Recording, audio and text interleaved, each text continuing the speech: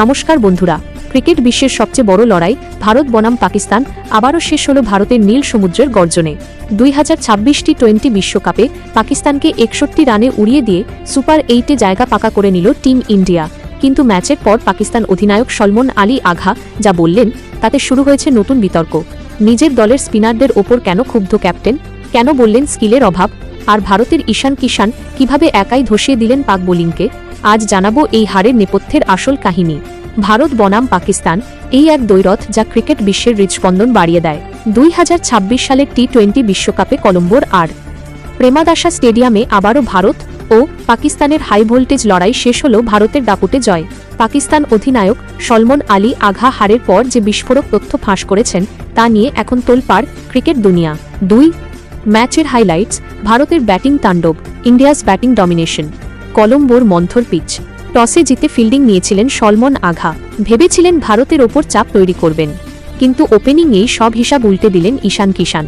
অভিষেক শর্মা দ্রুত আউট হলেও ঈশান 44 বলে খেললেন 77 রানের এক অতিমানবীয় ইনিংস। পিচ ছিল স্লো, কিন্তু ঈশানের ব্যাটে ছিল আগুনের তেজ। 10টি 4 আর 3টি ছক্কায় তিনি জানান দিলেন আজ মাঠ ভারতের।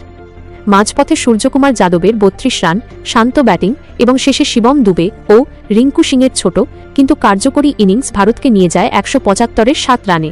পাকিস্তানের বিরুদ্ধে টি20 বিশ্বকাপে এটাই ভারতের সর্বোচ্চ স্কোর। 3 পাকিস্তানের লক্ষ্য এবং বোলিং ব্যর্থতা। 176 রানের পাহাড় তাড়া করতে নেমে পাকিস্তানের শুরুটাই ছিল বিপর্যয়ের। ভারতীয় বোলারদের বিষাক্ত সুইং আর কাটারের সামনে অসহায় দেখালো পাক ব্যাটারদের। হার্দিক পান্ডিয়া আর যশপ্রীত বুমরাহ পাওয়ার প্লেতেই 4টি উইকেট তুলে নিয়ে পাকিস্তানের কোমর ভেঙে দেন। উসমান খান 44 রান করলেও উল্টো দিকে কেউ সঙ্গ দিতে পারেননি।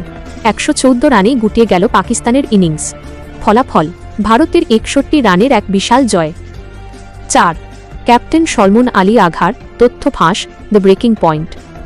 ম্যাচ শেষে সংবাদ সম্মেলনে হতাশ পাকিস্তান অধিনায়ক সলমন আলী আঘা একদমই রেয়াত করেননি নিজের টিমকে। তিনি সরাসরি আঙ্গুল তুলেছেন দলের স্পিন অ্যাটাক এবং পাওয়ার প্লে ব্যর্থতার দিকে।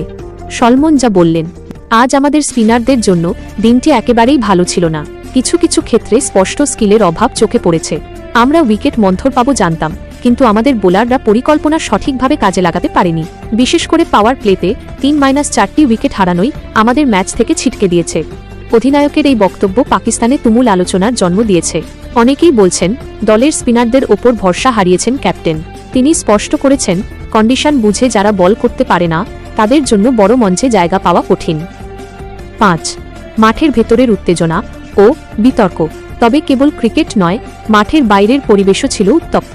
টসের সময় ভারতীয় অধিনায়ক সূর্যকুমার যাদব পাকিস্তান অধিনায়কের সঙ্গে হ্যান্ডশেক করেননি এবং তাকে অনেকটা উপেক্ষা করেছেন। ভারত পাক রাজনৈতিক উত্তেজনার আঁচ এই ম্যাচেও পাওয়া গেছে। পাকিস্তান প্রথমে এই ম্যাচ বয়কটের ডাক দিলেও শেষ পর্যন্ত মাঠে নেমেছিল, কিন্তু ভারতের দাপটে মাঠ ছাড়তে হলো মাথা নিচু করে। 6 পরিসংখ্যানের পাতায় ভারত, দ্য রেকর্ডস। 8-1 টি20 বিশ্বকাপে পাকিস্তানের বিরুদ্ধে ভারতের জয়ের রেকর্ড এখন 8-1। সুপার 8 ভারত টানা জয় নিয়ে সুপার 8-এ পৌঁছে গেল। বোলিং পারফরম্যান্স, হার্দিক, বুমরাহ, অক্ষর ও বরুণ চক্রবর্তী প্রত্যেকেই 2টি করে উইকেট নিয়ে পাকিস্তানের ব্যাটিং লাইন আপ ধ্বংস করেছেন।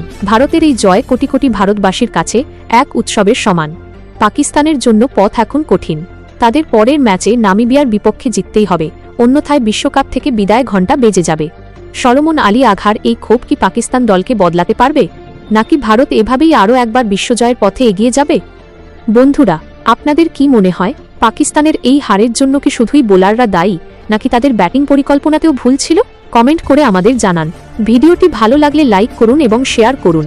ক্রিকেটের সব লেটেস্ট আপডেট পেতে আমাদের সাথেই থাকুন। দেখা হবে পরের ভিডিওতে।